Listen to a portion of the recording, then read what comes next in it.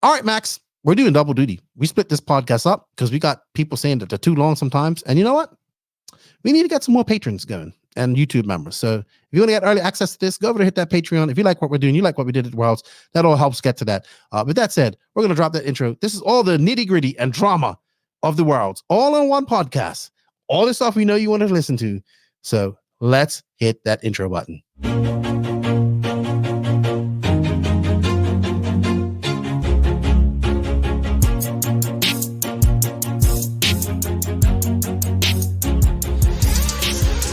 Nitro is the glory, but e-buggy pays the bills.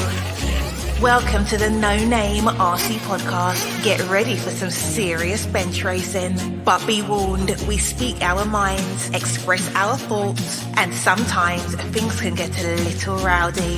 Hate, and he just was influenced by the hate coming from the left, the hate coming from the right. And let's get back to more club racing and less of this grabbing racing. It's hard not to be arrogant when you're always right.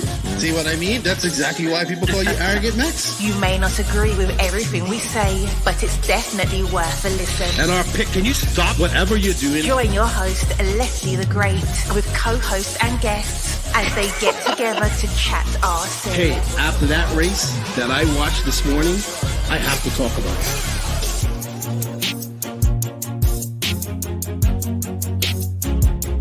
Here we go. $100 right here, $100 throw. Oh no! I like this.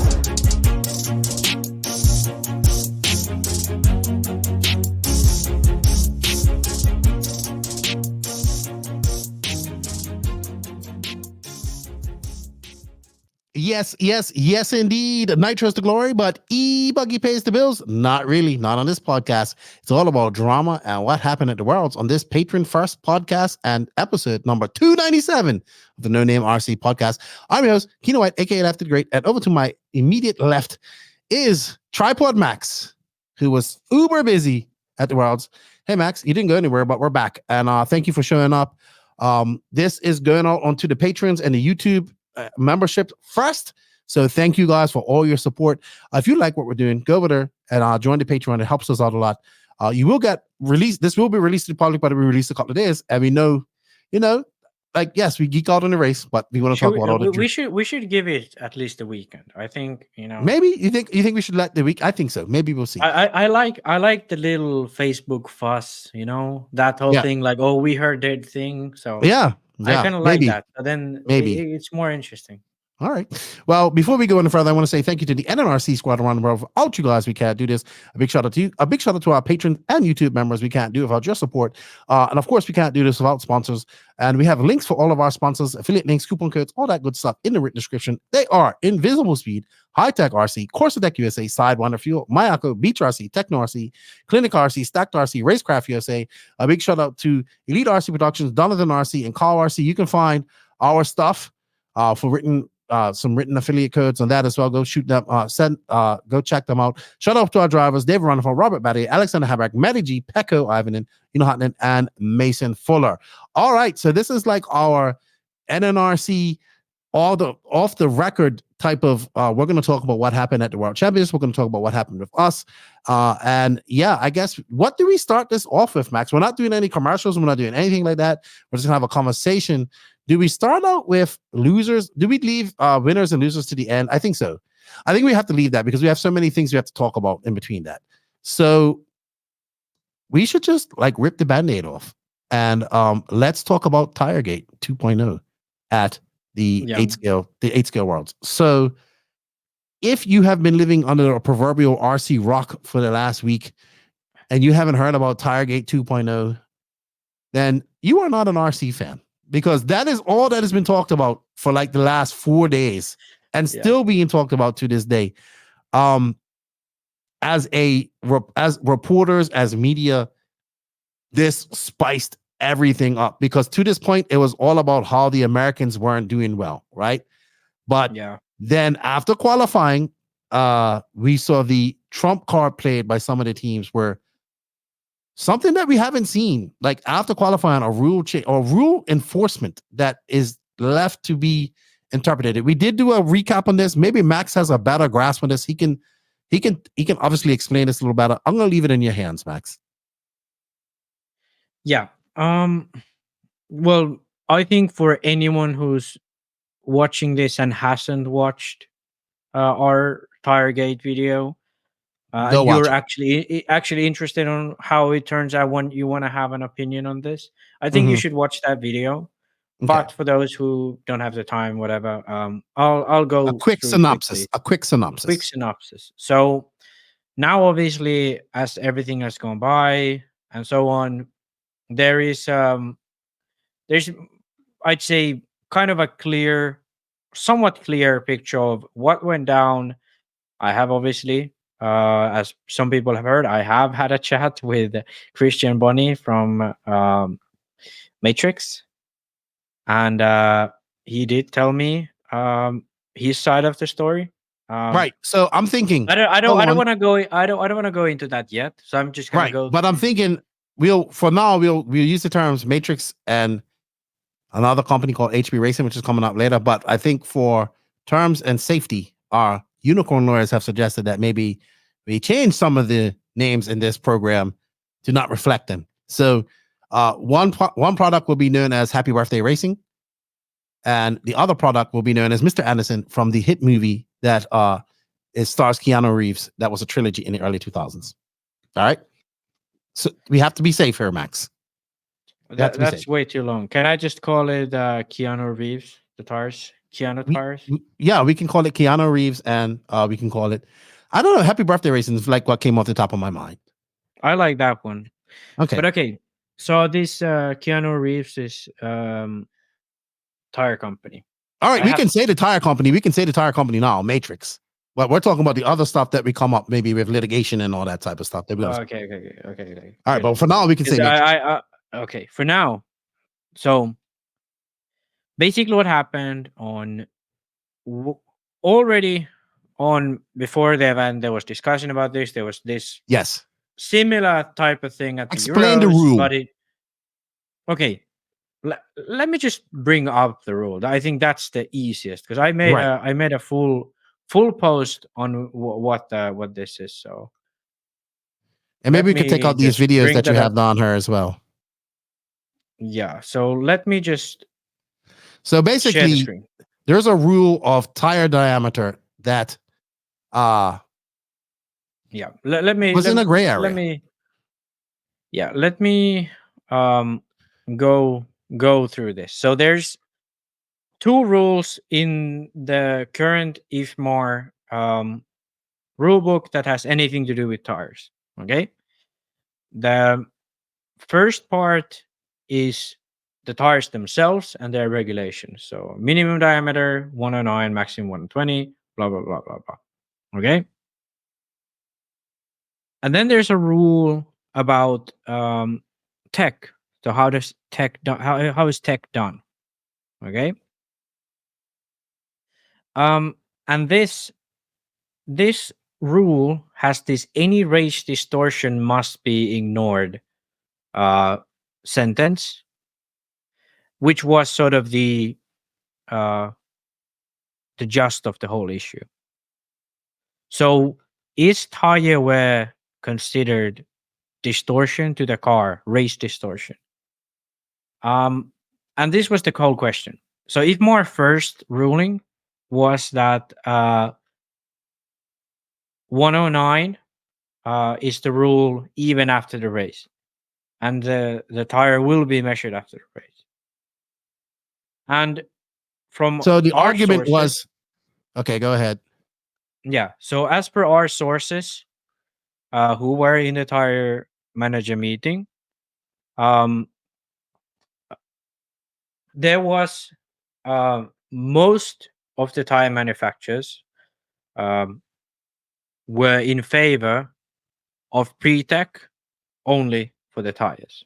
Okay. This was from different sources who were in the meeting, told us that the majority who were at that meeting, the grand majority who were in that meeting, were in favor of doing pre-tech only for the tires. And that would have meant that the same thing that was applied at the Roar Nationals this year, the same method that was applied at the EFRA Euros this year. Only pre-tech with the tires, no need to worry about the tire wear. So, race distortion would include tires.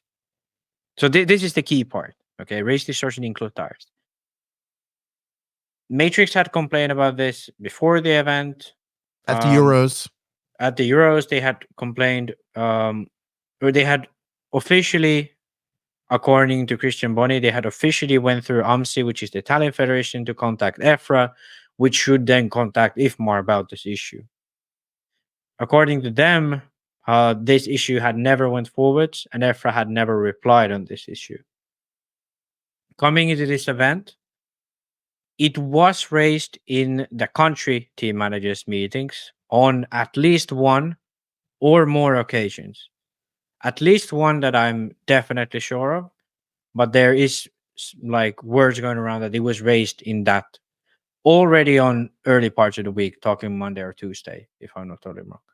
So it was a discussion out there before this. Mhm. But after qualifying, this tire thing was raised up. Christian Boni told me that he had requested sort of a decision on this rule. And that's why IFMAR called all the tire manufacturers up for a meeting. Mhm. And then what IFMAR came up with was this, that yes, the tires are going to be measured Post-tech. post-tech. Now, And- explain to people how that works, because it has to be an international jury. It has to be a jury between the Yeah, I members mean, of IFMAR. it's a really, so basically the way it goes is to add an extra rule or add a decision. Either it has to be in a way where the race director and the chairman are unanimous, or then it goes to the jury. Mhm. But this was more so like official decision or something, an official interpretation of rules, so it goes automatically to the jury. And then this jury has votes, and sort of Sanders is the deciding vote in the jury, basically. on Right, those and he things. voted to post-tech, right? Yeah. So there So was. Go ahead. yeah. So now the kind of argument that Christian Boni gave me was that Matrix only raised this issue, and they wanted clarity for this issue. Other people, other sources we have from the meeting told me otherwise. They told that Matrix was, or Pushing. Christian, Yes. Christian was aggressively, even that they, from what I've heard, pushing for this, Mhm. pushing for this rule to be this way. I heard that there had been a suggestion of like different kinds, like can't remember exactly what was the other ones, but there were different like measurement time scenarios and all of that. But the Matrix would have been pushing for particularly post-tech and post-tech counting for tires. And this is sort of where the whole conversation about TireGate, the whole conversation about, Matrix being sort of the culprit of all this, because that was the word that was coming out from that tire meeting, from multiple parties in that meeting. And that's where the whole TireGate thing came, the whole Matrix thing came, and so on. Yes. So there's no clear definition in this rule, and we made a video about it, and I said I think a lot of people weren't upset with the rule. I think they were upset with the timing of this. Yeah. And I was just like, I said unethical but not wrong. I don't think it's wrong. JQ feels the other way. He thinks it's completely wrong, right? We were just talking about this. And I put it this way. I said, as competition gets higher, things like this are going to happen, where people are going to look for loopholes. You talk to some other tire brands, like you talk to Nikola. Nikola will tell you they like Matrix has apparently done this and ONROAD. I don't know, but this type of loophole stuff. I mean, there was a whole bunch of stuff floating around. Obviously people start thinking, oh, people's getting paid off and all this stuff. All that floats around. We cannot confirm, like, that's just rumors. Like, we're not here to throw shade at that type of stuff. But basically the rule was upheld in Matrix favor for the night. I think they shot their shot And if it would have stuck, cool. If it didn't stick, it still rattled their competition. Right? Yeah. I think it was a great shot. I think it was brilliant. You talk to other people, it was brilliant, but it didn't hold up, right? So it didn't hold up. So here's where it starts getting tricky. So we come into the next day of racing, which is lower finals, and nobody knows what's happening. Then we hear, it's going to be a 50-minute final, a 50-minute practice session for everybody starting on Saturday to see how tires hold up. Right. So they're trying to find solutions. We're hearing that there's going to be tire changes. There's big talk about tire changes and having 2 sets of tires. I told you I would have solved this. I know your girlfriend's saying you guys are talking too much, but this is important stuff. We can get back to environmental anarchy and hummus eating after this and consuming all the mass quantities of alcohol that you took from Spain. We can get back to this. Tell her, calm down. This is important. We saw this, right? I thought it was a great shot. So coming into Friday, there's like it's like everybody's gone. It's a lot going on. Like people are pissed off at Matrix. The internet's pissed off at Matrix. Like that's all we can talk about. TireGate. That's all we're talking about on the stream.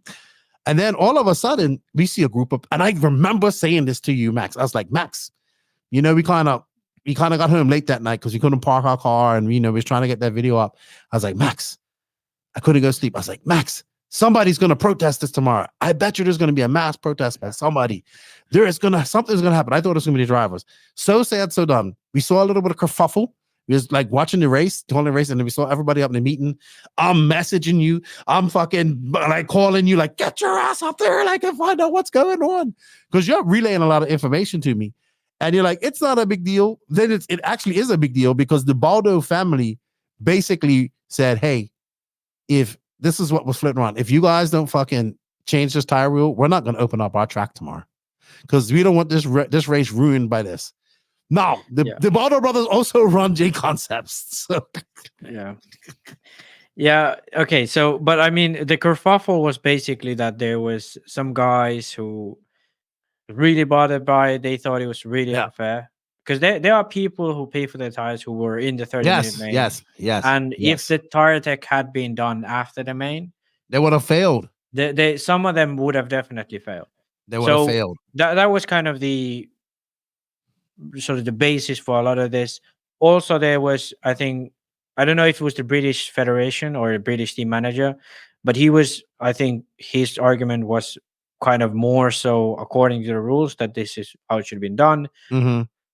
So this kerfuffle was basically there was some guy, from what I heard, it was a guy from the UK, I don't know who wanted to arrange a protest on the track.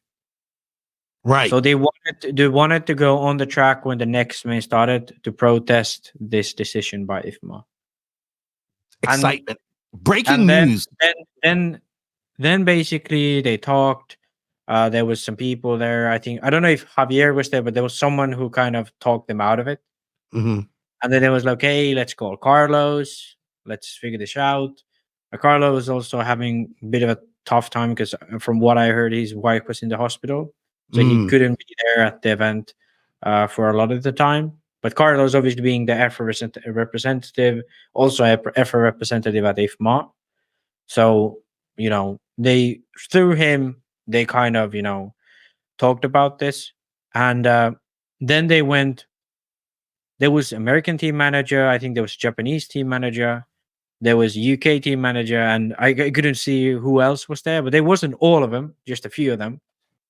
And they was talking to IFMA for half an hour, 45 minutes.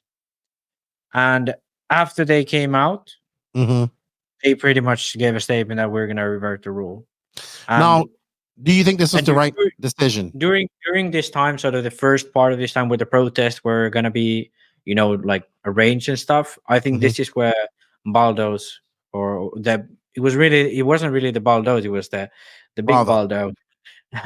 The father of the Baldos said that, this shit's going to stop. And if you guys don't fix this, you ain't going to be racing tomorrow because I'm going to be fucking locking the gates. Right. Now, this happened at Reims, I'm told, 10 scale Euros, where the the organizer of the event, that they weren't happy with the conditions of the race and all that stuff, and the people, like, they all refused to do it. So this has happened before. And then Matrix obviously comes out with a statement. Some podcast, like, that was funny. You know, the Some Name RC podcast, by the way. That's what we should call it. This is what this is going to be called. The Some Name RC podcast. Yeah. This section. They were mad, obviously, but I kind of was like, hey, you shot your shot. It's better to just be quiet. It didn't affect anything because they fucking still won, right? But obviously, passionate.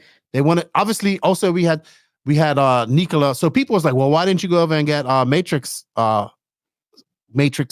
word on things? So I sent you over to Matrix. You went over to Matrix early in the week, and you was told that nobody spoke English over there, right? Yeah. So and this was also what Christian told me when he came to talk to me, that, oh, I speak English. And I was like, yeah, well, I know, but you wasn't there early on when we tried to talk. So yeah. I kind of just took that as like, we don't want to talk to you, you know? Because, you know, but that was still before the TireGate. Right.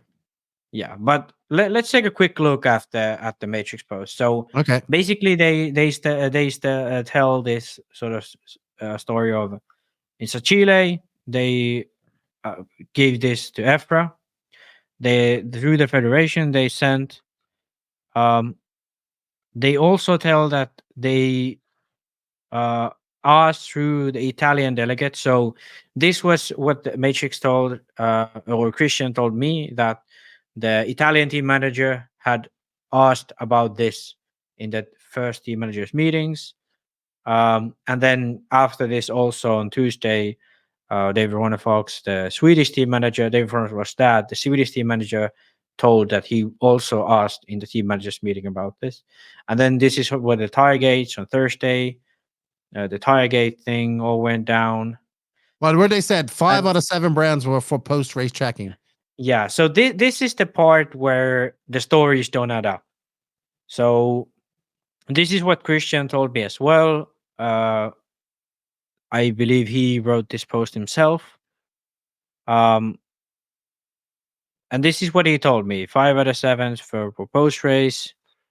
One brand was against, according to his words, it was J Concepts, and one brand was doubtful, according to his words, it was Hot Race. But from who I've talked to, others who were in the meeting, this was not the case. Mm-hmm. To them, they said Matrix was the only one, or Christian was the only one who was against pre-tech only. So he was the only one who wanted post-tech. Right. I will also add that I talked to the IFMAR president, and he said that no single person from Matrix has inquired to IFMAR that I or Sandra are aware of until it was brought up yesterday by others. He said they did not inquire to IFMAR in any official capacity after Euros before this event, or even Monday as posted above, making a question on Facebook, which I never saw, and this is news to me. He's saying he didn't see it. It's useless if you want an official answer. Do it through the proper channels. He said, Sander, nor myself, or anyone on the IFMAR board was aware they did pre-check at Euros until sometime yesterday or late the day before, possibly. So that's from our president. He after that statement was released, he said that. So Matrix is mad at us now. We go into the finals day. I did not know who the owner was. I just saw the guy, and he kind of looked at me a little hard. Screw faced me a little bit. But when I was doing my live walkabout, I saw that somebody had you, and I figured that was the owner. And he had you there for 30 minutes. And I remember you coming up, and I said, all right, look, there's nothing wrong with hearing his side of the story, right? Yeah, it doesn't really sync up with what we're hearing, right? Or what we've learning from various different sources. So yeah, I get it. They have to defend themselves. I think they shot their shot. I think it worked. I think it froze the kicker. I think it still didn't matter. They won the race, but it leaves a bad taste, a bad look to the outside looking in, you know. And we had Nicola, we had J Concepts on the lunchtime show, and Nicola was like, Nicola's like, let's be honest, Nicola, Hot Race and Matrix have been battling each other in ONROAD. This is why Nicola's so against Spec Tire, because he's seen what's happened, like kind of with Matrix. Is like, yeah, they got all the contracts and stuff like that. there's a lot of allegations being thrown out against them over the years, right? And he said Yeah.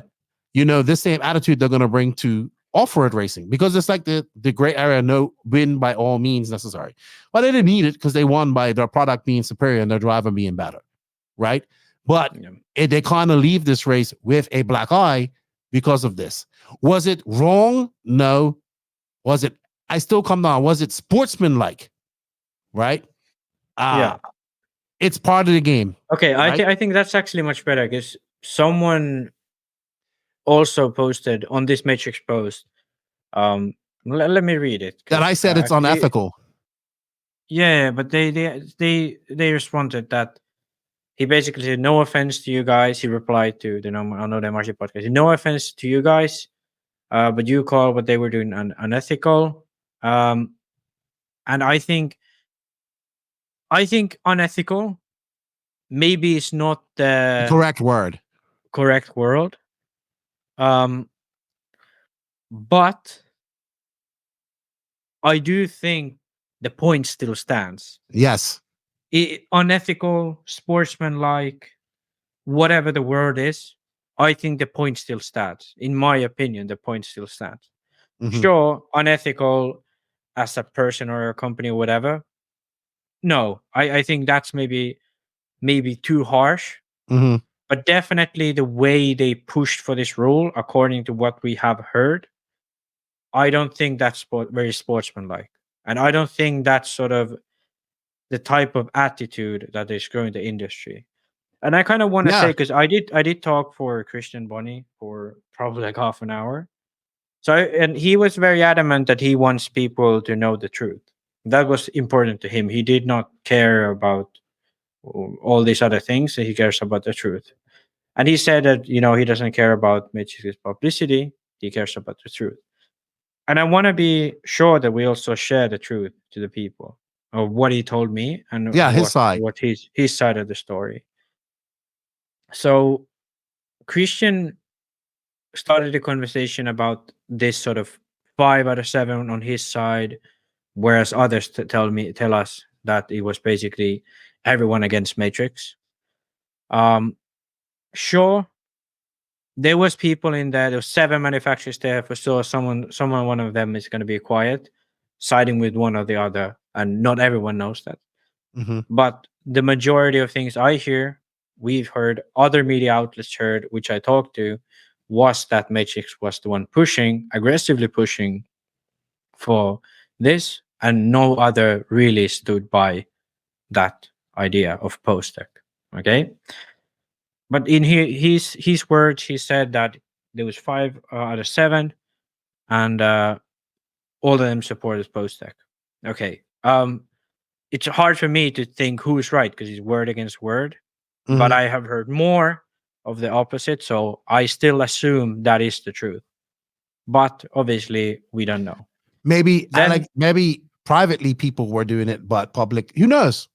yeah, I mean, it's hard to say, but I do think either way, majority of the racers were for the sort of post-tech ruling, Mhm. because I think the rule itself is written poorly.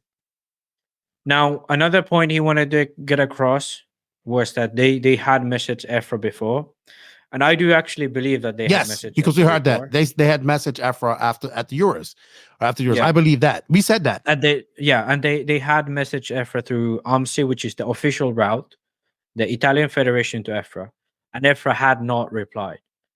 And I Well, think that's on absolutely lack of right. communication on the federations. Yeah, and I think that is a very big mishap on EFRA to not do that. Obviously, we don't know if that is true either, because we have Mhm. not seen any mails or whatever. But I would assume that they had sent that over, because they have no reason not to. And we know for a fact that they protested this at the Euros. At the Euros. Yeah, they had a protest. So those were the things that I think were good to pick up from his speech. But I think good to mention also was sort of his idea and philosophy behind this, because he said to me that he doesn't really care about the racing. This is what he told me, that he doesn't care like who wins. he said that he cares about himself. And that's what sort of the way he was coming from, that he looks at the rule this way and he sees that he benefits himself. And he told me that he sees this and he thinks this way and he cares about himself. That was his point. And he told me that for him, for Matrix, in his own words, he could stop selling the tires because for him, he makes all the money from ONROAD. So he called this Very's hobby. So he does this for Very to play around. In his own words, he said this to me. And he doesn't really care about sort of the image of Matrix, or if he doesn't sell. For him, it's important that Ongaro and Very can play around. And I think that kind of somewhat tells about what their goals. What in else did he ONROAD say? are. Because he was very angry about a video that we had nothing to do with. That's the dictator video. Yeah. So at this point, I kind of saw his point, saw his frustration, and he told like many things about the fact that had he had the knowledge of the rules, they could have made new tires for the main and shipped them out. I don't know if that's really possible, but that's his But words. look, dude, they've been talking about the size of the Matrix tires since like IBC last year. Yeah, and to me, that's why it puts his other statements in a quite a bad light. That he tells me that they could have made a smaller tire during that week had IFMAR decided on the rule, but they have had years of time to make a smaller tire, but they haven't. So it's a bit of a weird statement to make. But that's what he said. He said they have the capability to make a new tire in 2 days and ship it out to the race. For him, it was not an issue. But he sort of wanted us to apologize for saying these things, and then he ended the conversation to inform us that his brother lives in America and he's a lawyer, and he told me that for him it's easy to sue people because it costs him zero. He showed me like this: it cost him $0 to sue people. And he told me that he had sent the video we made, the TireGate video, off to his brother, and he was already looking into legal action from the video. So for him, he said it's no issue to sue and make us go to court in America with us, the podcast, and sue us for 100,000. He said, to sort of make us go away. Because we cannot pay that. For him, it's cost $0. So I feel, in some sense, I kind of felt that was a bit weird, because I think we had a conversation about the facts and his opinions and how he saw the situation, and he wanted us to sort of apologize, and he was waiting for our post to sort of explain his side of the story. And then, he also tells me on the same conversation that he can sue us for 100,000 if he wants to, just for fun. Yeah, because that's what he, I guess, enjoys. That's my what I figure. That's I don't know if he enjoys that, but I think that was from his all point of view. I think what I've heard about this gentleman kind of adds up to that last statement. Just A guy think, that's used to getting his own way because he has money. Yeah, and I think one other thing he wanted to inform me about, I don't know if he was for public release or what was his reason, but he's looking for that person. Apparently, he says if he finds this person who made this Matrix video of the Dictator movie, where Sacha Baron Cohen is running around as the dictator and shooting people. He told me that if he finds that person who makes the video, he will immediately sue them for $1 million. Thanks to his brother being a lawyer in America, who he pays $0 for. So I think it was an interesting conversation for sure, and I think the most telling fact about this man and this man's company is the fact that for him it was important that what it what was his biggest benefit. So doesn't care about RC. He cares about what his biggest benefit. He doesn't care about the other companies. It's him that is important. And for him, it's not about tire sales or being successful in RC. He cares about, himself. And then this off-road stuff is a hobby for Very, No. And I don't know if I was working for him, and he also told me that he has told all of his employees to not comment on anything. So all comments coming out of Matrix go through him. That was what he told me. I think that's good to know. So when we say anything about Matrix, when people say anything about Matrix, it's good for people to know it's him only, the Christian Bonnie. He told me that he has strictly forbidden all of his employees to say anything. Was it the Euros? Was it the Worlds? Was it protest? Anything? He said that anything would go through him. And I think, personal opinion here, but I think working for a person like this in a company like this, I would feel a little bit disrespected if it was basically that I'm doing this for your hobby, I think that's a bit disrespectful, saying to a team who just won the world championships. Because they work hard. It's a job for them. It's a career for them. They're putting in their best. Yeah, nothing against the team. Nothing against Vary and the other guys. Oh that yeah, work and hard I to get think, this and done. I think, yeah, and to me, all of the people that work there and people that run this is nothing against them. But to me, this is about bullies. This is about bullies. This is about a guy who probably grew up with a silver spoon and used to getting what he wants, and he wants to threaten to sue everybody. Well, I mean, I don't really have much. So I'm not gonna comment on that, because we all know that his brother is a lawyer in America who he pays $0 to. So I'm not gonna comment on this. So, if he's a bully or if he's born with a silver spoon up his ass, I'm not gonna comment on any of those things. But I am gonna say that I do think when we posted that picture of those 4 people, from the Matrix team, obviously Ongaro, Ricardo Berardo, Alexander Stocco, and oh my god, I'm forgetting the 4th guy. I know I mentioned Very already. Probably the pick guy, Nuno. I'm sorry, the 4th guy. He was the one who I came for asking for interview, but then his English wasn't the best. So he said to come later, but then the TireGate kind of happened later, so I couldn't have a chance. But he's a team manager of Matrix. And all my respect to those 4 people, or my respect to those people who work at Matrix. But I think, like Christian Bonnie told me, it's important to tell the truth, and it's important to tell the truth of what he said to me, and what he said about the things surrounding the situation.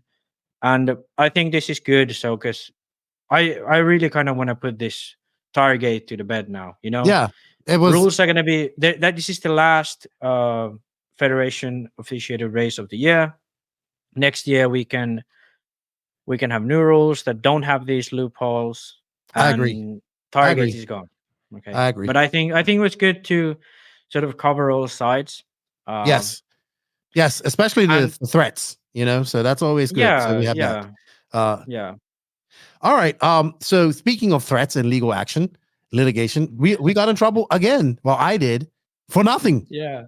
So let's play this. And for those who don't know, this was on the live podcast. Taking the lead. Ozan's had a very good year. He just joined HB at the end of 2023 in a surprise move, because he used to be a techno driver for a very long time. He's been racing for quite a long time. Joining HB, I'm surprised about that. Joining a bankrupt organization.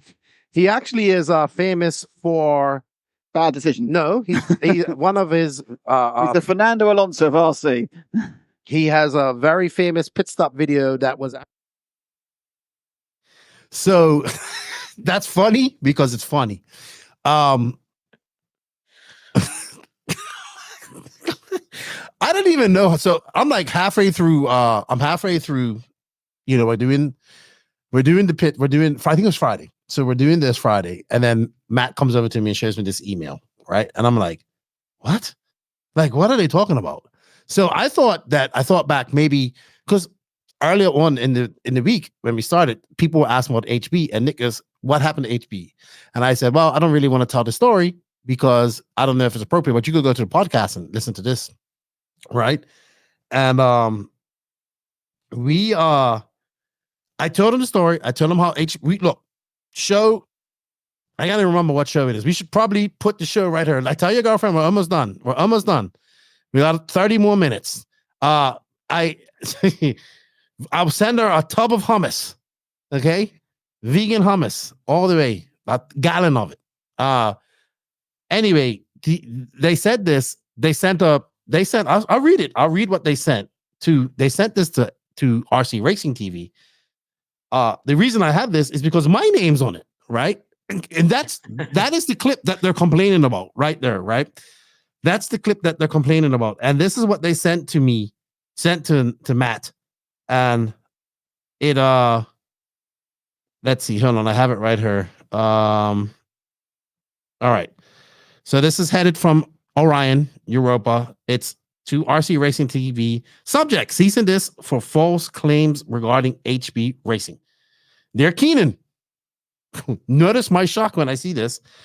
We are writing to address a serious issue regarding false claims made about HB Racing during your live feed to the IFMAR World Championship of RC Racing TV's YouTube channel, specifically the broadcast inaccurately reported HB Racing is going out of business and is bankrupt. These statements are entirely false and misleading. The details of the false complaint, of the false claims, platform, event, nature of claim, cease and desist, immediately stop any further decimation of these false claims on your YouTube channel, retraction and apology, which RC Racing TV did. Ooh, that's what I have to upload her, is that. I forgot about that. Because that was funny. They did, but as you can see, this has nothing to do with me. But this has everything to do with me because I think this was personal. And I didn't say like, I don't even think what Nick said is wrong, because they did file for bankruptcy. Okay. It's actually, it is a tiny bit wrong because HB Racing never filed for bankruptcy. It was actually Neidhart SA who filed for bankruptcy. And it was a few months ago. So it's not really, they are not a bankrupt organization anymore. At the moment. Right. Yeah. They are not. So I just wanted to say, wow, really, HB, a cease and desist about something that I had nothing to do with, first off the bat. They sent a timestamp. So that's the timestamp, right? They complained about. So as you can see, obviously, I'm actually trying to say something positive about Olsen and the HB, like what is, So now, I was kind of, I kind of put the HB thing to rest. We talked about it. We agreed that they're going to restructure. It's evidence. We literally, I'm trying to find the podcast. If you remember the podcast, there's the evidence where we literally show where this happened. Like it got absolved by Orion and all that type of stuff. Show number 279. Timestamp 1 hour 37 and 30 seconds. Yeah, and the thing is, we was fucking defending this guy because he was going through a tough time during that time when the financial issues was tough. He has some heart issues, and we was actually like, hey, okay, survived. Yeah, you owe these people probably up drivers thousands and thousands of dollars, tens of thousands of dollars. Like and Fuller's 20K. You own these people ridiculous amount of money, but we won't totally fucking burn you because doing this shitty to a bunch of drivers for thinking that you can pay them because you've had these issues. Okay, get up on your feet and do fine. And then as soon as you're up on your feet and doing fine, you start playing bully. Okay? Again, a rich guy playing bully. So, actually back in the day, I used to have a bit of respect for Neidhart and what they've done. Bring HB Racing and HBI from kind of death to back to relevancy, having Ron and Falk on board, having a lot of these, a solid team for HB. Obviously, under COVID, they went through a bankruptcy with Neidhart International, and then now they went through bankruptcy with Neidhart SA. And I don't know. So anyway, this one thing, I think like my respect for this guy is like Go absolutely on. no. Look, dude. No what- respect whatsoever. Look. I get it. HB and this podcast and us have not had the best relationship. We can trace this back all the way to 2018, when that incident happened at DNC. You know, and then it's been like that. Yeah. Then then we could go to RCGP with the tents. Then we could go to Runafault coming over, or Runafault coming over from HB to Mayako. That didn't sit well with him. Then the tent gate, the original tent gate with not, RCGP not giving them back. Like, I have all the emails, the correspondence between Phillips and Isherwood about that. I have then of course we have the tent slashing at DNC last year between JQ and all that stuff, right? So there's a history between HB and all that type of stuff. Look, I have lots of friends that run HB cars, right? And this is nothing towards them. This is nothing against them. We've seen a mass exodus of HB drivers, from what they went from one of the most popular, best cars in the world, and everywhere to barely existent, right? They're not going away. They're restructuring. They got like Mark Souza, they got David Olson, obviously Jessica Powson done well for him, all that type of stuff. But to come out and just be bully like this, like, why? Like, over nothing. So what do you do now? You put yourself in a bad light. So this comes down to, people might be saying, why are you taking a stand against this, Lefty? Well, because you know what, Max? One thing I can say about that Worlds, and I told you this, was that everybody at that World Championships was like drivers, officials, manufacturers. Everybody was available to do interviews. Yeah. There were a massive amount of media there at this race. People were available. It was not like that 2 years ago. These drivers are there. They're getting better. They're doing all that type of stuff, right? If we sit down, if the press is just starting to get back, because it's been a while since magazines left, then we have websites, and since the websites have gone, the free media is kind of faltered, and it's getting back. But if we sit down and let manufacturers bully us with threats of litigation and stuff for nothing, then all this hard work that we've been doing to get to that point where we have freedom, like where these drivers are saying things that they weren't saying years ago, because now they feel like they can do it, right? We're getting that interaction, we're getting that drama. Like, that's what we're getting. Like, that's all a part of it. If we bowed on to these manufacturers now, then we set back RC Media back 5-10 years, right? So I remember coming into the press room and I was so hyped up about this, and I was telling everybody about it. And I was like, and I'm like, I'm gonna, like, this can't stand, and we can't stand for this. And if you're an RC enthusiast and you like what we did at the Worlds, and you want to see that again and stuff like that happen, then we have to resist these type of bullies that come in and try to bully us around. Because going on the days where the manufacturers can, like, that's what happened to the media. Like, the manufacturers took control of the media, right? Because that's where their money is, and they took the money away. But now the industry is starting to change with the world, and people like the drama. The drivers are not just the drama, but interaction, like the information we was bringing to the Worlds. You was giving me feedback. We was getting information from different sources of media, all this type of stuff. Like, we were sharing ideas. It was awesome. Like, it was probably one of the best things to work along with our peers and do that type of stuff. And everybody's game uplifted, But now, if we let these companies dictate what we're gonna do, like the Keanu Reeves and the Happy Birthday racings that they're trying to do, then we will be set back a lot. And then that only hurts our industry, and that hurts the people at home who are into this. So we have to stand up against this, right? And standing up is by telling our side of the story. I don't know what's gonna happen after this, but that's what happened. So not only did we get a cease and desist, not official cease and desist. I got a cease and desist. You got threatened to be sued. I found it funny that Keanu Reeves didn't have a word for me. He looked at me a few times. He didn't say nothing to me. I think he got you because you was younger. Probably the best thing that could have happened, because I would not probably want to have heard a bunch of nonsense, especially when someone threatens to sue me. So that was all that happened with that. Dude, I was stressed all week just trying to get content out, and then that just hyped me up and stressed me out even more. But we cannot bow. We cannot bow. We cannot bow. We cannot bow. We'll set everybody back. The media is just starting to get good, and we cannot bow. All right, Max. Enough about that. Let's get into some stuff that happened after this race. I have a few videos I want you to look at, because these are asked about incidents. We're going to talk about the Lutz and Rivkin incident. We'll touch on probably a few things else, but my buddy asked me to look at this. It's the 7th. The Skidmore bout slightly out of the way. And now his next target is Parente. And if he goes past Parente, he's back into the bump up positions. He only gets past him. That's Parente's mistake, and that isn't Parente's mistake. It's got him bowled out there. So it's all kind. Oh, I think. And he was given it's a penalty. I think it's a penalty for Skidmore there. They're getting pretty tight now, aren't they? It's a bit of tough. That was good news for Polito, who picked up two positions. So rough driving was a thing at this race. It was rough out there, dude. It was rough. Yeah, well, it was, like I said before on the previous podcast, it was actually on this one, it was the previous podcast.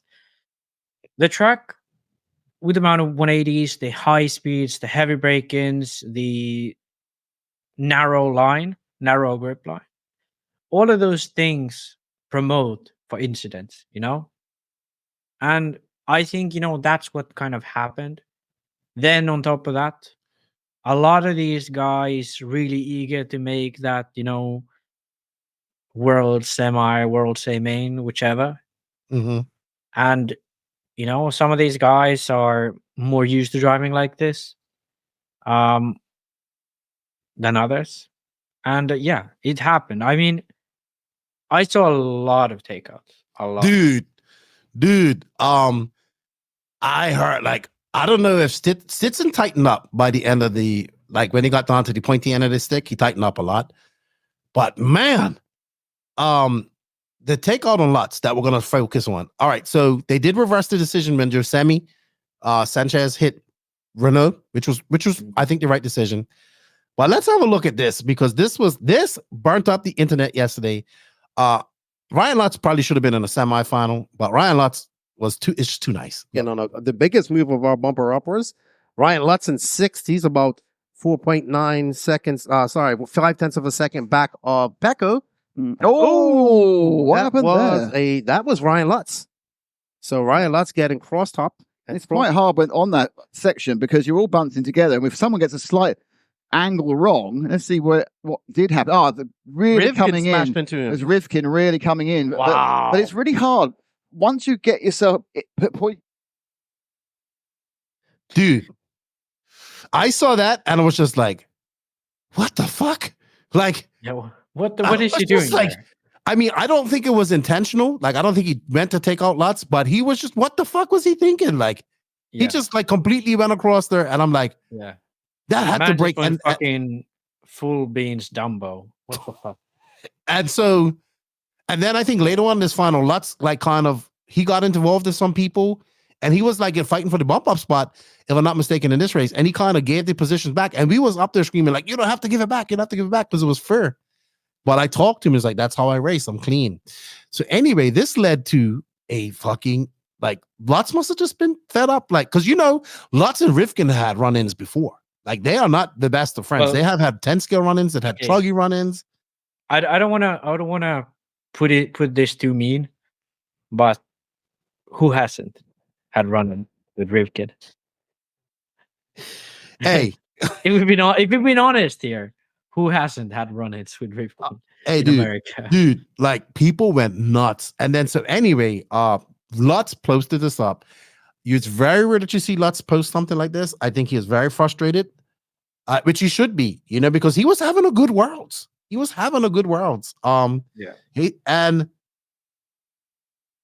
get to the, so, it's funny. I get off, I'm flying from Madrid to Santo Domingo. It's an 8-hour flight, 7.5-hour flight.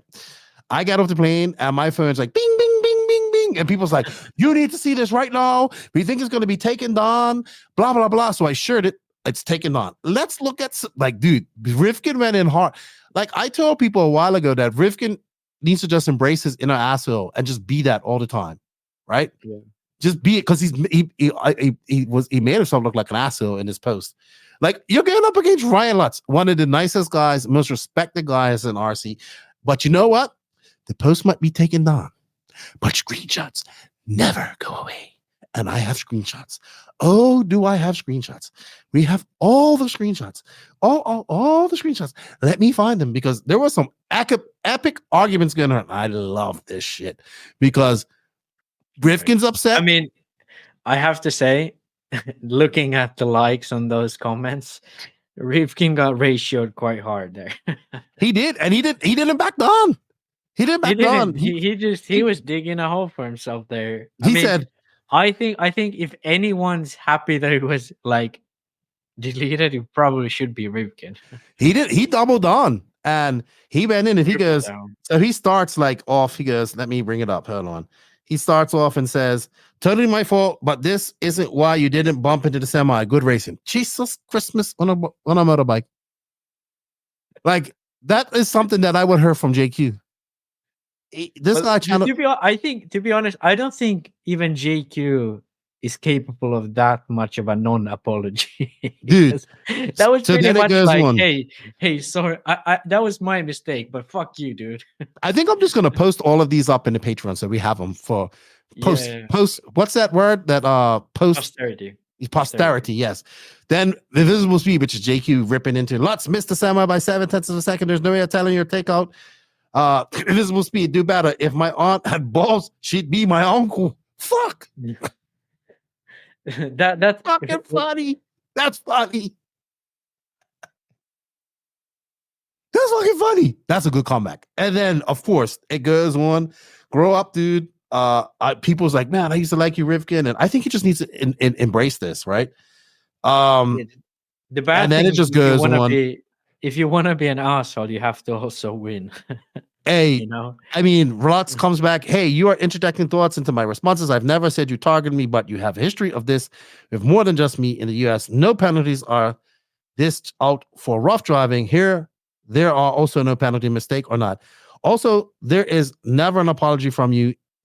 At best, I get one from Saxon on your behalf. Perhaps you simply need to realize that there can actually be repercussions for your driving, and perhaps in the future, things can be improved. I took accountability. Not sure what more you want. I agree. I can do better. You can do better. Everybody can do better. Jesus Christmas. I mean, People I still have rip to into say, him. that those Rifkin answers, it's like he just doesn't want to say that he takes people out, but he fucking does. He does.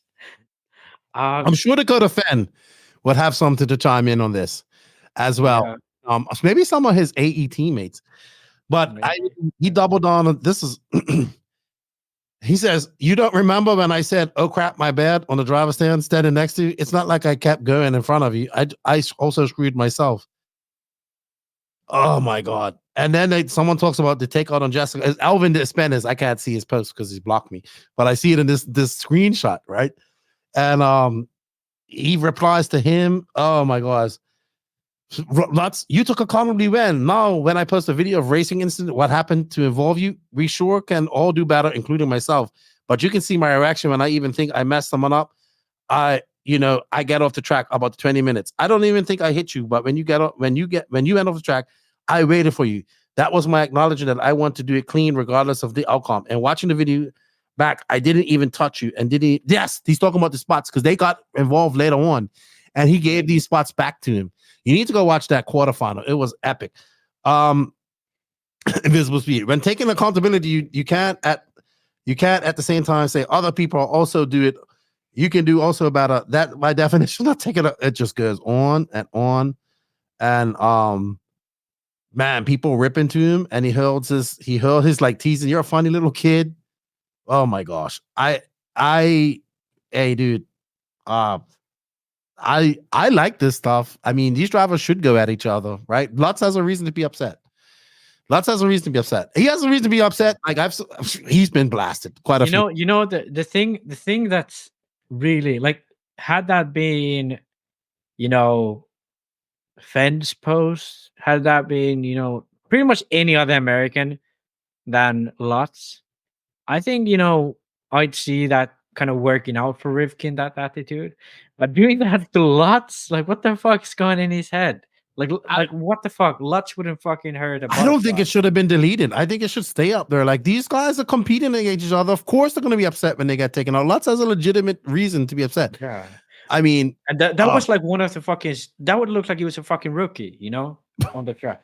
I saw a fucking Majubi get taken out the same, or Majubi take out somebody the same way. Like, he jumped up there and just like jumped up onto that top where they start and just fucking cut across there and just like boom.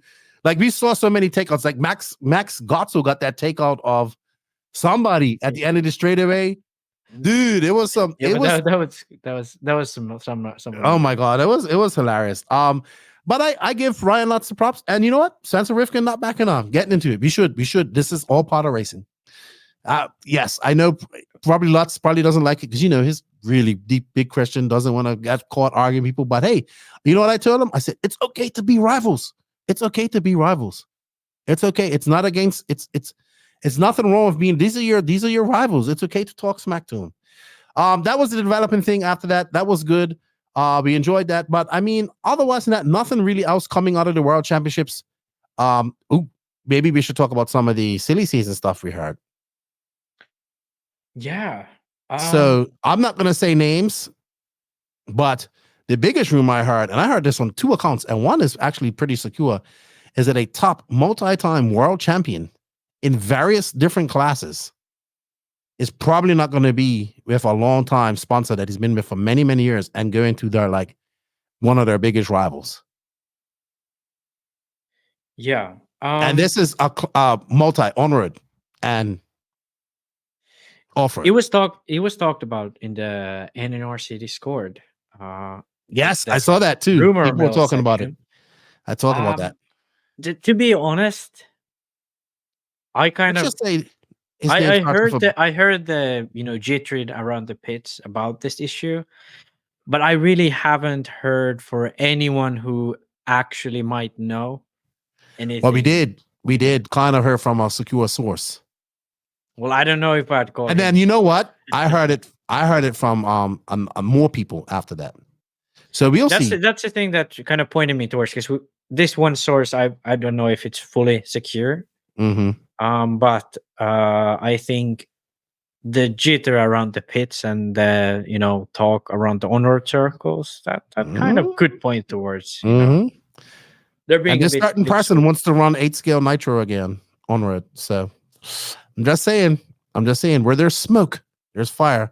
And when Lefty's now retired silly season spider. Oh no, you're coming back, dude. As I saw your face when we was getting this undisclosed sources information about this possible silly season move. I saw your face. You was trying to hide it. But the further it went on, you couldn't. Maybe we bring silly season on Patreon. We're gonna bring you back in. I will do it if we can do it in Patreon, so we can be open completely. Yeah. That way we'll do it. We'll be completely open.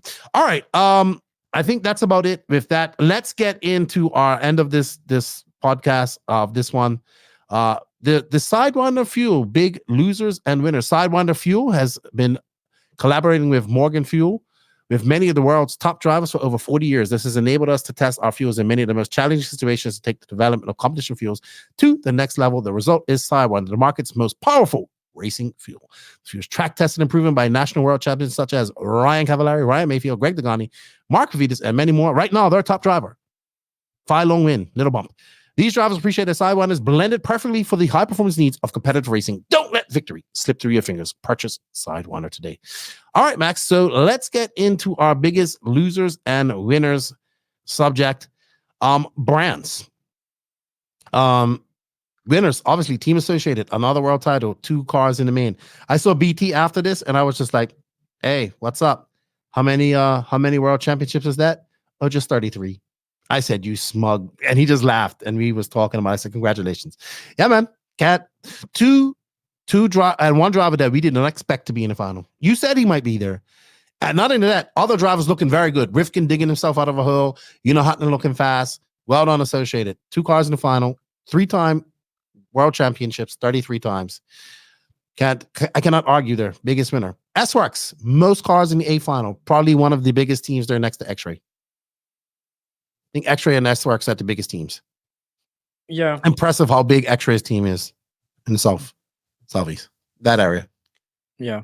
I think this Worlds was okay, let me say straight. The only Americans who did good, apart from Fend, drove for one brand, and that was S-Works. Yeah. Yeah. And And Little Bomb, who drove a Kyosho.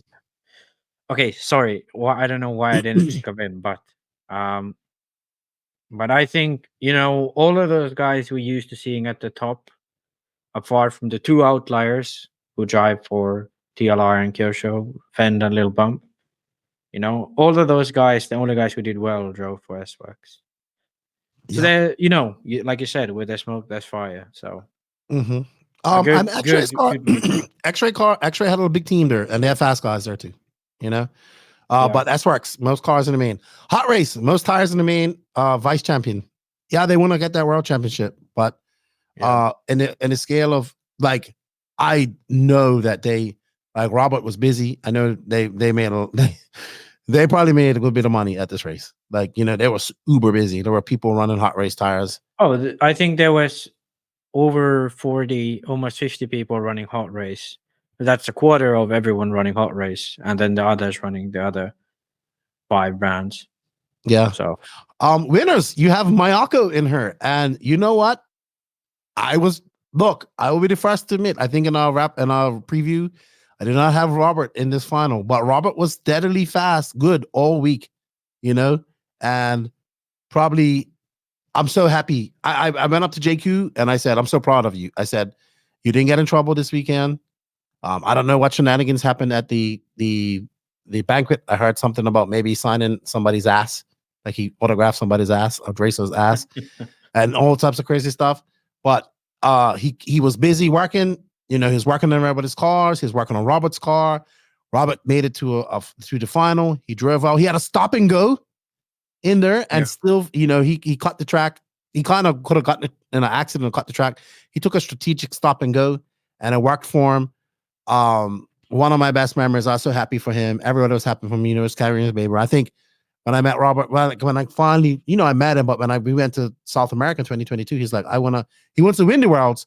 I think he realized, I just want to make the worlds. And I think, probably one of his best positions in the Mayako ride. And you cannot take that away from JQ and Mayako, that they have 2 cars. And you know what? They didn't finish last. One finished second, one finished 7th. So well done. Losers. No real losers, I would say. In the grand scheme of things. But we have some medium. Infinity World's A final was great, but man, who else did they have? Like they had Naoto there. How was it meeting Naoto, your hero? I didn't talk to him much, to be honest. Oh, Max. I chatted with him a bit, but he was gluing tires, so I didn't want to bother him. But it was nice. How's his English? It was good. Better than before. Definitely better than before. Because I remember watching some old interviews from him, and definitely wasn't that good. 6-time world champion.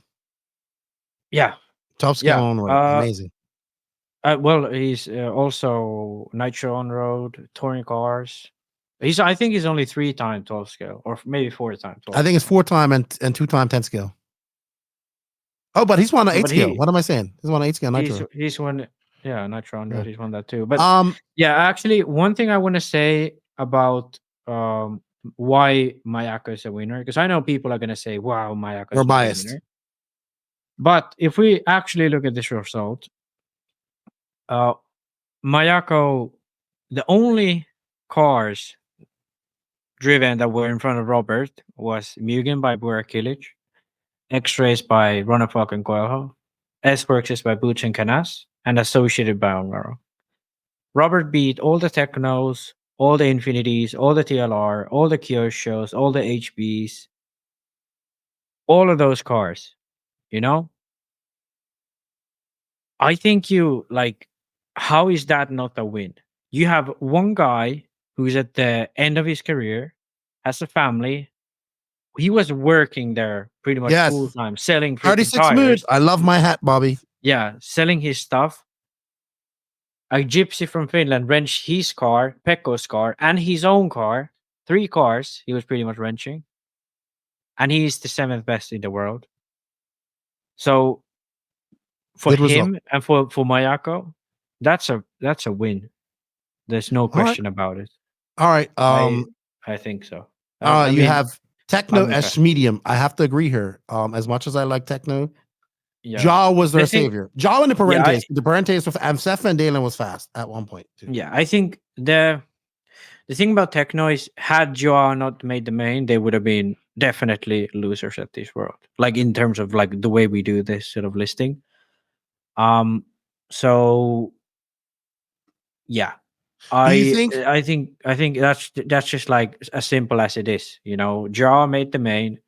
He was strong in the main. Finished eighth. He was strong all week. He was overall. steady all week. He had some, Yeah. you know, and I ups and think downs, but nothing I like think that- Mayfield. Nothing. Yeah. So the thing why there's medium is definitely all the other Americans and Mayfield. You'd imagine, Mayfield has led the World Championship final with a Mugen, with a TLR, with an Associated, and he comes into his first Worlds with a Techno, and he's nowhere near making even the final. Look, dude, I heard that Wiggins went over to ask JQ about diff oils and some help because JQ made that post about. Oh, he made know multiple times. I know what's He made wrong with multiple times. the Technos, right? And I think when Wiggins came over, he said, "Nah, I can't tell you my competition." And funny thing here is that, so you see that I have the videos from it where JQ is with Mayfield and Wiggins and all this. It's like having his church sermon in the cars. He made Mayfield buy a book for that. Yeah, But that shows that Mayfield wants to get better, right? He wants to figure out what was wrong. And whereas I don't think we're going to see Mayfield get faster, but he can make the car suit him better, right? And a lot of things that JQ said is right. They have to address, especially if they're going to progress in the European market. Yeah, And, I think that's sort of the thing, that because Techno is the roar buggy national champion. They won big races this year. They won PMB. Mayfield's won DNC with their car. Plenty of things they won. They are really fast at Silver State. They won it last year with the European driver, and they sort of have the American thing together. Sure, Mayfield has off races here and there. Some of the guys struggle at some of the American meds, but here at the Worlds, like if it wasn't for Jao, it would have been a really poor showing. Yep. So I agree with you. I think they have to sort of. I think they realize that too. Either make something that the Americans can sort of adapt to that surface, or then think there's process a little bit more of how to make the car more suitable to that type of surface.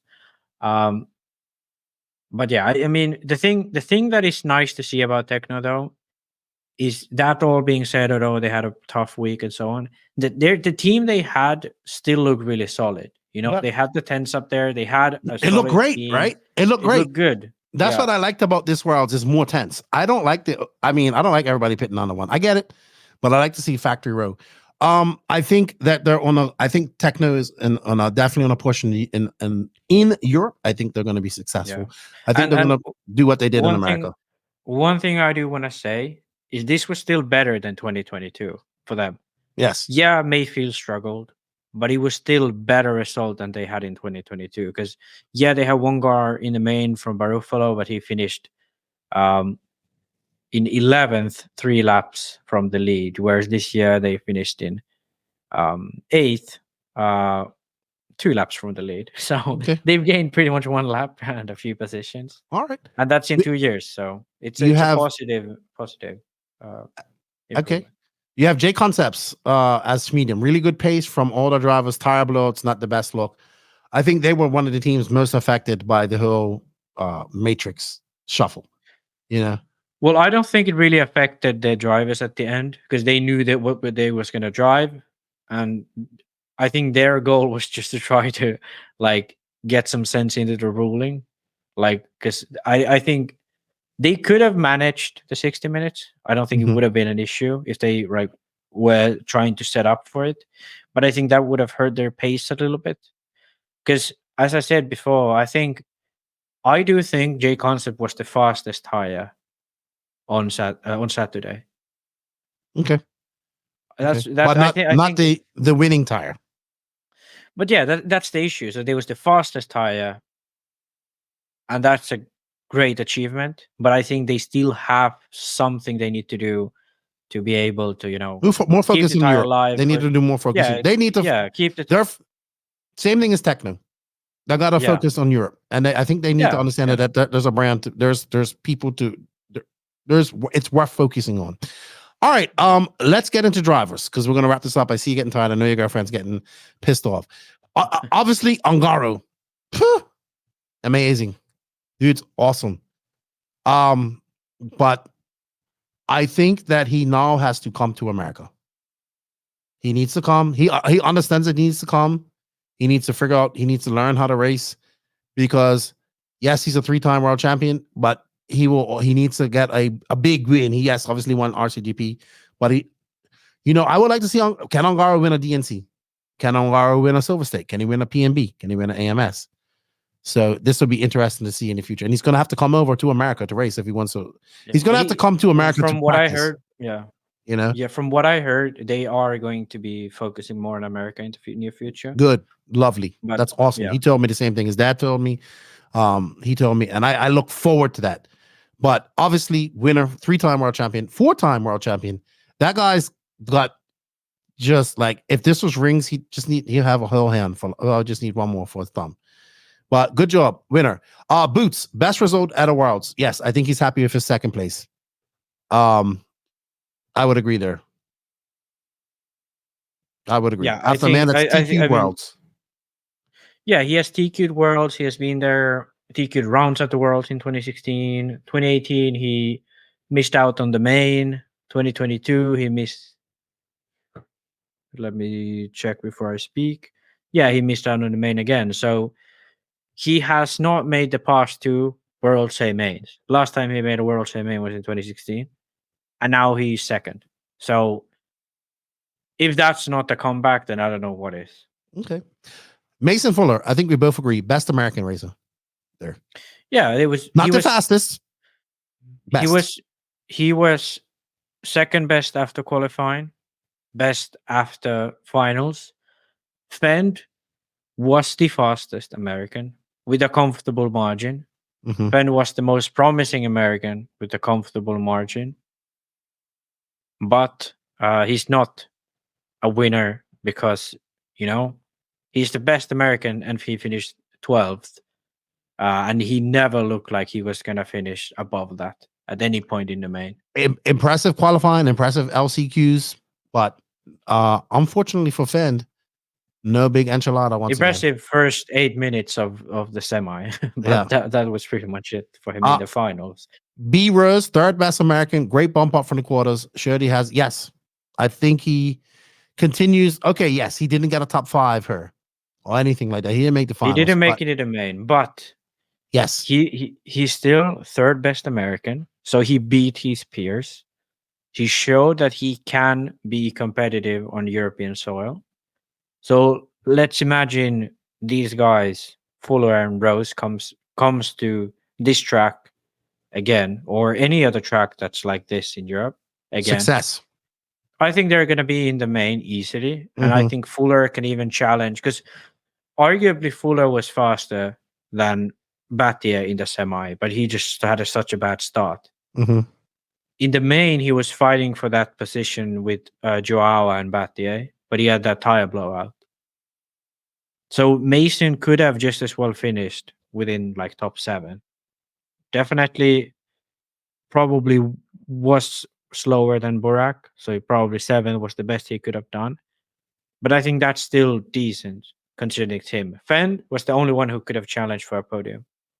But obviously we know that's not how it went. I would agree with that. Philo win, 4th best American, 3rd best American after qualifying, and junior champion. So people were confused because they said he didn't finish the junior final in 2nd, but it's the best junior overall, not through the final. So this is the incredibly dumb thing to do. So they have the junior final, but then the junior champion is still by the full results. But this rule is because if there's a junior driver in the main, they cannot partake in the junior final, and so basically that's how it works. But I think qualifying straight into the semis, being one of the only guys at Kyo shows a very different package. No, not much support apart from like Renault and Lutz, and being able to narrowly not put it in the main. He finished 16th overall. I don't think that's bad, No, and not I at all. think that's a solid result for him. The thing is, he's what, 12, 13, good 14. 13? Yeah, so he's younger than any of these guys.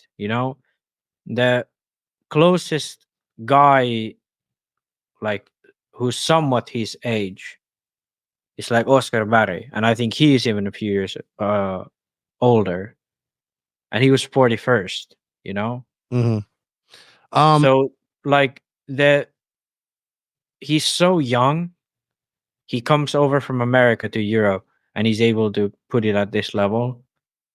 I think another racer that I think will benefit from coming over to Europe once or twice more. I don't think he needs it yet, but I do obviously would help him, but I don't think Yes. he kind of needs it yet at this point of his career.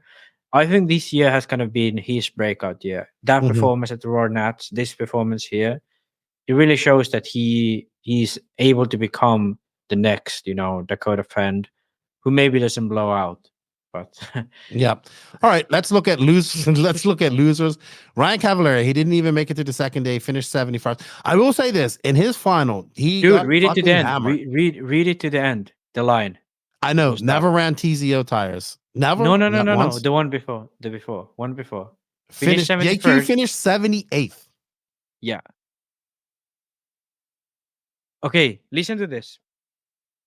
Ryan Cavallari, what is he? 2-time, 3-time world champion? 4-time. 10 scale.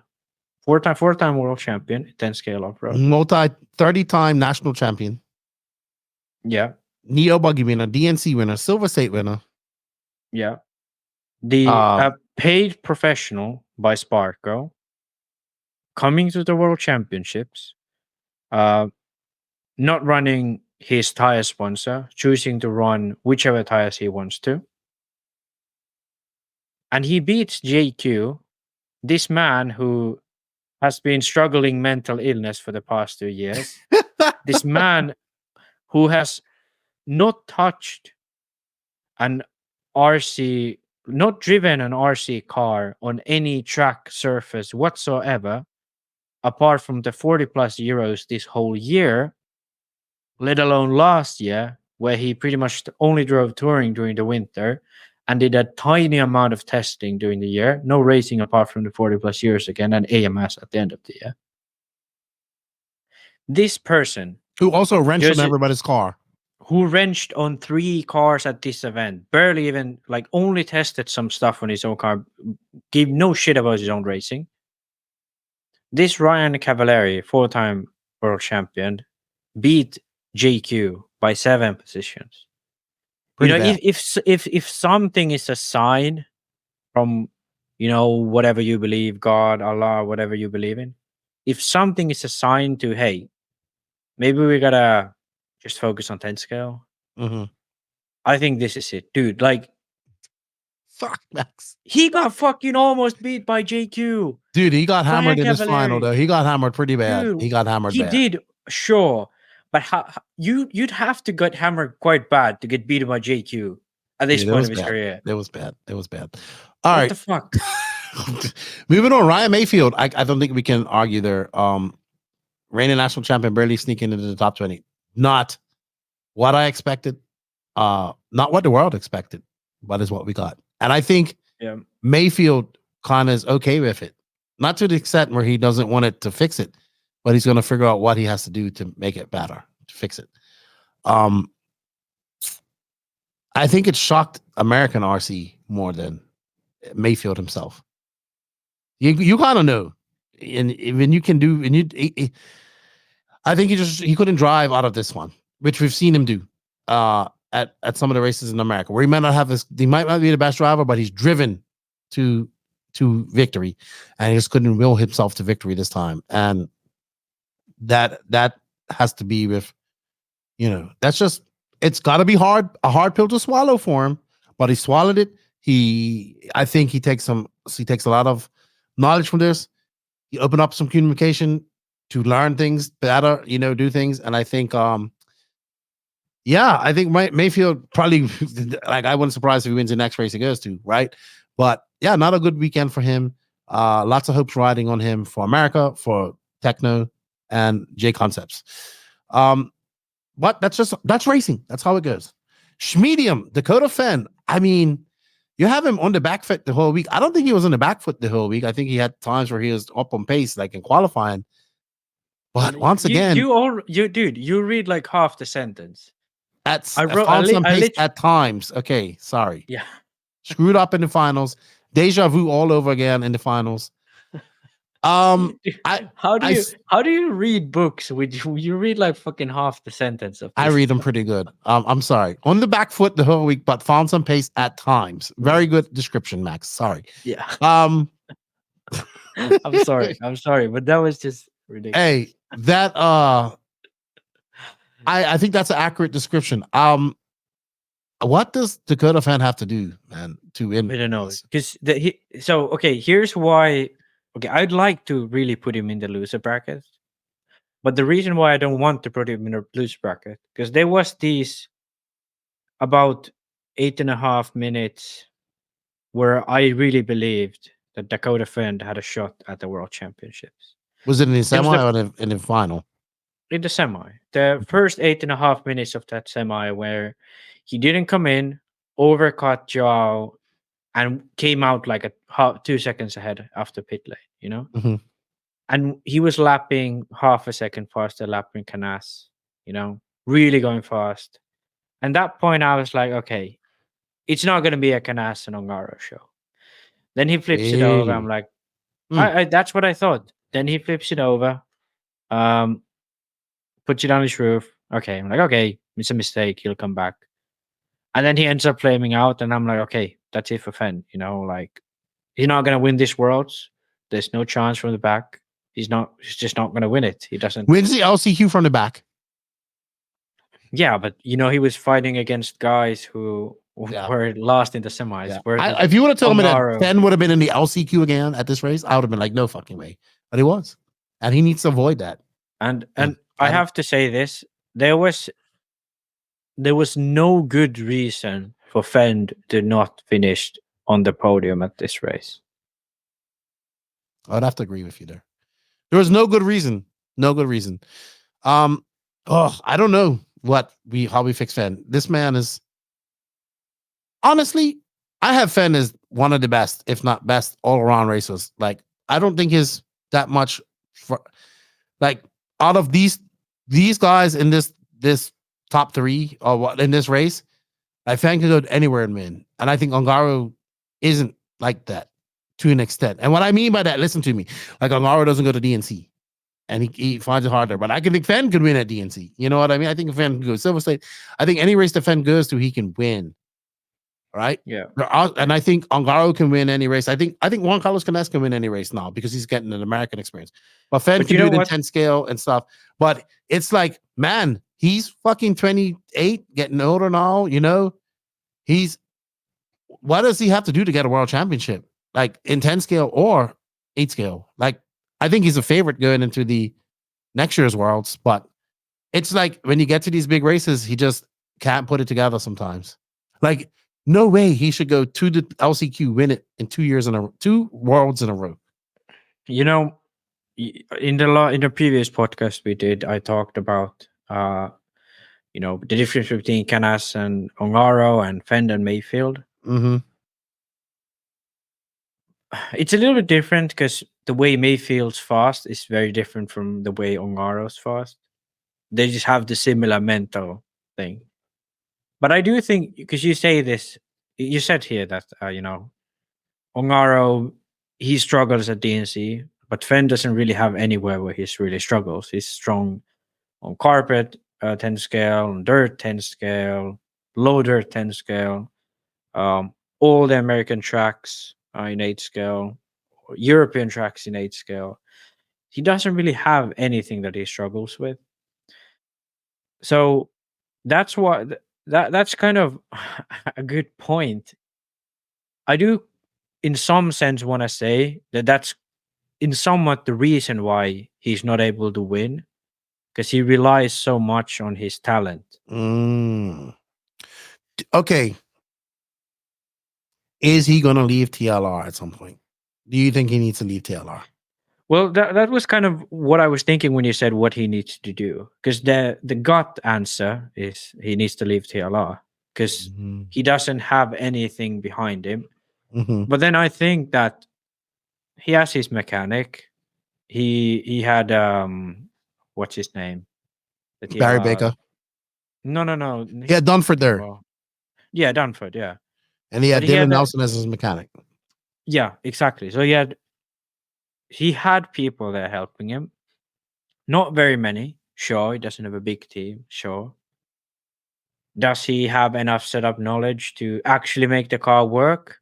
Or does he know what he needs from the car to be fast and then hopes he can keep it on its wheels? I don't know for a fact.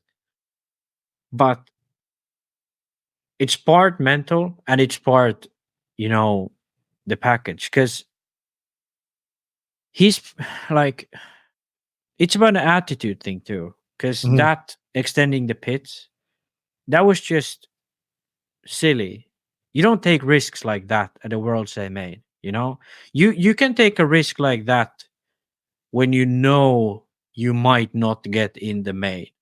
When you know you're fighting for a spot in the main, then you take a risk like that. But when you know you're 100% gonna make it through, even if like you drive slower, you can slow down, not make mistakes, and you're gonna make it through. And I bet you, had he just waited for Joao and Marcus to make mistakes, he would have been starting, I'd say, 4th or 5th in the main. And that's close enough to the lead where He could have with been a his factor. speed, where he could have actually challenged for the win. Because Boots started 4th, Boots started in 4th place. So he could have been just behind Boots. And Boots finished 2nd. He was very close to the lead at times at that race. And I think the sort of there's ambition, there's skill, there's fuel mileage, the package is on point. He's able to win races, but I don't. I mean, I think maybe he needs like a sports psychologist. Maybe he needs someone who knows how to win, like a Degani, who knows. That's why I think Barry Baker was good for him. That's why I think Barry Baker was good for him. I think he needs that. I think Barry was good for him, but I think Barry had some of those similar issues. Oh, he's probably going to send me a message about that. No, but I mean, doesn't he always tell those stories where he broke this one screw? Yes, or he broke his. Didn't win Worlds.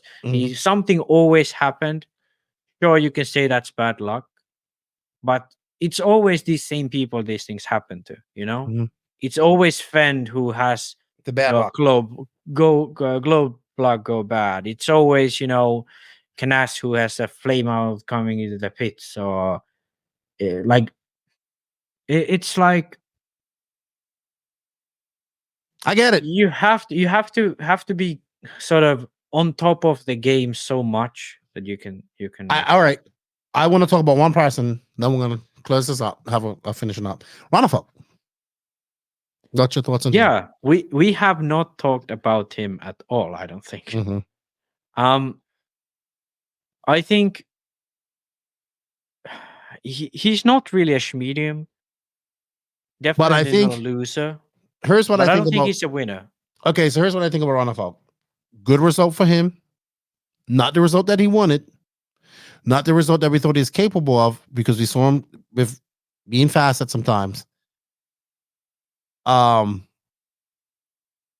Beats Coelho, which is good for him. Yeah. I think he takes some positives away from this, but he kind of might have peaked a little bit early and didn't kind of live up to the hype. And then, like, when you watched him in the finals, like, he was just making so much mistakes. When you think about how he drove in 2022 to this, I thought we was going to see something like that, but we didn't. And I don't know what I think Ronafalk takes some positives out of this. He takes a lot of positives out of this. I think the X-ray team was strong. Big shout out to Oscar Bark. We've realized who he is. Very fast young man. Like Ariel was telling me how much faster he is, how much, not faster, but how good he is compared to like Campus. 14 years old. He done very well at this race. I want to shout out to him. I think Ronafalk cements his position in X-ray a little bit. That's what I think what happens. I see. Okay. So you remember, I think there was at least one point in this year where I kind of said that Ronafalk has to do better, or he's going to lose his value. Mm-hmm. Well, this is definitely like he sort of retained his value. Yes. So in that sense, he didn't go down. He didn't go up. He retained it. Yeah. That's a good way to say it. I would agree there, and I think he would agree with that. But that being said, in 2022, when he was running for Mayako, Corsatec, and Open Tires, I don't know. Okay, it could be just him. He's not practicing as much or whatever. But there were times when you looked at him and you was like, "Oh, this guy is sort of out of this world." The same way we look at Ongaro now, right? The same way we looked at David when he was running for HB in like 2016, 2017, when he had his best years at HB. Mm-hmm. The same way we looked at David in 2014 with Kyosho, the way we're like, okay, this guy is incredibly good. Mm-hmm. And at the Euros in 2022, we saw that with Mayako, him. We haven't seen that. The only place we've seen that is at DNC, where he came second. We haven't seen it. But even that wasn't like that. That was kind of like he was consistently flying off the track, and the only reason he beat Fenn was because Fenn was scared. Here's the coincidence. Go ahead. Here's a good coincidence. Yeah. So the thing with him joining X-Ray is he's good. He gets good results. He's retained his value. He's arguably he gets better qualifying results with X-Ray. But that factor of wow, he's fast. I have not seen that yet. That seeding, I was like, maybe it's he did seeding. Maybe this seeding. Yeah. But then it's only seeding, because I was like, okay, like he went out on track fastest in the first round. I was like, okay, he's got a good first round. Everyone else is bit, tense. Second round does the same thing, and then I was like, okay, so he's back. He's really back. But then qualifying hits and he doesn't do a single good round, Yeah. I think. Yep. I think it's in one way, I want to say it's about X-Ray, how they set up the car, because Bruno had a similar issue. He was fast, conditions changed to Clay's, and then he was just nowhere, So in some sense, I want to say the X-Ray, or the way they drive it, it's too sensitive for changes. They drive it too much on the edge to have that incredible speed. Okay. But in other sense, like, I don't know what he would need to really do. And I mean, sure, his second year at Mayako was horrible. So he probably, compared to that, he's been significantly better this year. Well, okay. Let me pull that back a bit. Because he's not been like significantly better, but he's been better this year than he was last year. Mm-hmm. I think I think he retained his value, and I think we see what happens. I hope that he comes to like AMS or something like that. All right. I want to say one thing though about David. That kind of, because I don't think I had something. I remember what I wanted to say. Yeah, because I haven't seen him since the last Euros. And we've been talking about him a lot on the podcast, and like his motivation towards RC and so on. I do think he really cares. Yeah. I do think he wants to win still, and I think he was really frustrated about the way it went, and he thought he'd be better. So I do think he has kind of understood the things Joseph has said about it, the way we've said that he doesn't like practice enough and so on and so on. I did the sort of feel I got from talking to him in those interviews, I do think he realizes that he has to work harder these days than he might have had to do before. And that shows a lot of promise. So, I check I don't this. know. It's a Check tough this. one, but yeah. What if he would have won on Matrix tires? Oh fuck! Like that would have been like Yeah. like I what if he think- needed I extra don't tires know. to do that? Remember Yeah, we was I- talking to Bruno when the night of when it happened when we was recording that, and he's like, Yeah. "Oh no, if I have to go Matrix tires, I go Matrix tires, but I don't know how to get them." I think that wraps up all worlds. I'm sure maybe we'll get together, JQ, and have another talk of this, maybe for Patreon only. Maybe I will with JQ. We'll see. I wanted to say something about us real quick, and then the media, and then I'm going to wrap it up. I wanted to say that one thing, Max, you exceeded my expectations. I knew you would geek out on this. I would love for us to do this again, and I know people's like, when are you going to do it again? But honestly, this has to be sustainable to do this. I was like, maybe DNC might be good, but people have to understand, you took a week off of work from the shit factory, and came here and did this. And we worked. It was work. Like we was, we was up to 1 o'clock every night. I was up to 2 because I couldn't go sleep. I couldn't come down. Right. And Salty Joe fucked me off because I didn't want to go to eat. And you fucked me off because I didn't want to go to eat. And I was like, bring me food. And you guys have to make me sit down and realize. I think people, if you want to support, if you like what we did, if you like what all those media companies did, the least you can do is make sure you share that stuff and hit that like button and sub to their socials and stuff like that. And if you feel they did a good job, you should support them because the media, they were there. Like, and everybody did their individual things. We went a little nuts, and but that's it. But nobody should go from that race who did any type of media feeling like they don't want to go to another race and do it. And that includes RC Racing TV as well. Let's help them get to that 100,000 subs so Matt can get his silver, his silver plaque from YouTube. He should get that. And, talking to them where that broadcast should be supported with more sponsors, like where everybody makes decent money and all that type of stuff. The stuff that we did should be supported with more money. So you have a reason to take a week off the shit factory because you're going to make some good money and do some cool stuff. I like how it works. We would definitely like to do it again, but that's a lot of work that went into that and a lot of stress. And how I was stressed out about it. But I think we did a good job. I think the media on the whole side did a good job. I think the industry did a good job of being available for the media. And if you like all that stuff, you need to support that. And you can support it through just liking and sharing or financially, all that stuff. I've said it many times. I would love this podcast to be fully privately funded because then we could, put this where it doesn't matter what we say. But if you like that stuff, I liked it. I like doing it. I like bringing that.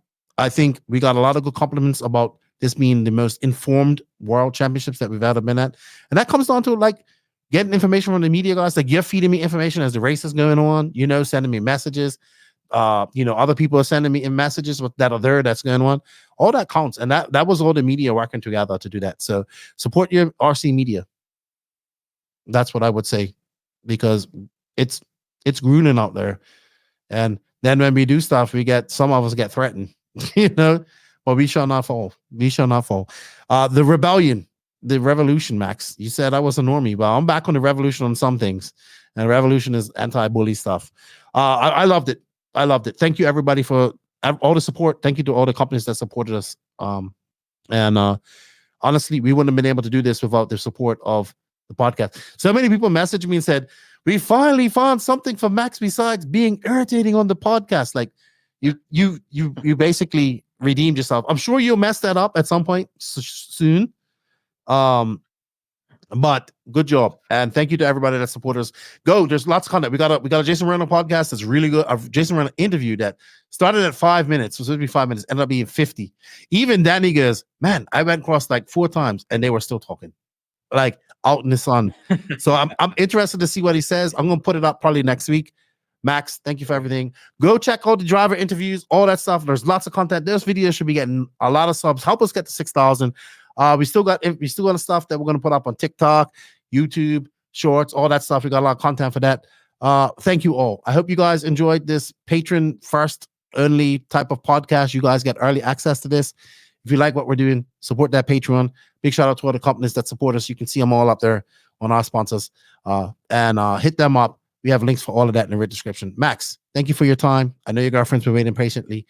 Thank you, dude. I will see you in a couple of weeks because we're not recording for a while unless we have something major come up. But I'm off to Georgia Peach State Classic next weekend. I come home and then I do virtual commentary of Buggyland. So I'm still here. I'm off. And then I'm back in the States in November for AMS, Carpet Champs, and all that stuff. Thank you all for the support. I'll see you all at Peach State Classic. Come up, say hello, have a drink, have a frosty badger with me, or have a coffee with me. I look forward to seeing you, Max. I hope we see each other again soon. I know I said I wasn't going back DNC, but I kind of want to go DNC this year. And I want to go to the two races I want to go to next year: 10 scale World Championships in Australia, and I want to go to Philippine Masters. I don't know how I'm going to get to go to either of those, but I was fully informed that I'll be in Europe 3 times next year for IBC European Championships and e-buggy World Championships. So I would love to go to the 10 scale World Championships as well. You'll see.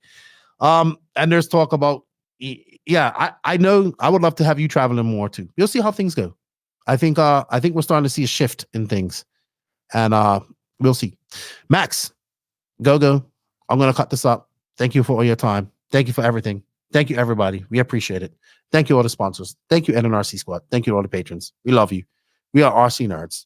We spent 8 days talking about RC, and we have been geeking out over this thing. Max, say goodbye to everybody. Goodbye, everyone. It was good seeing people at the Worlds, and yeah. By the way, did your alcohol that you bought, did any of those bottles break? Nothing. So quick story. Last night, Max like, I need to go to Carrefour because I want to buy alcohol. It's so much cheaper. This dude came with like foam tubes and duct tape. His plan was to like ram his bag full of alcohol. There were tens of thousands of people walking around this carnival. Salty Joe and I are driving around a parking lot full of people while this guy took 30, 40 minutes to buy alcohol. This guy. And he snores. He snores. This guy snores. Like I thought I snore, but this dude snores. Poor Salty Joe. He was all maxed up. I know I snore, but Cheeseum's Max, you snore. You snore a lot. But it was fun. It was fun. I had fun. Thank you to Salty Joe. Thank you to everybody. It was a great time. It was an awesome time. You should go to a World Championships. 2026 in America. Can't wait. Gonna be there. Can't wait. Wherever it's gonna be. It's gonna be awesome.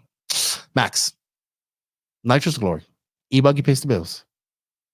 If you ain't grinding, you're sliding. Max and Lefty. Right on. We'll see you guys later. Have a good day. Bye-bye. Ta-ta for now.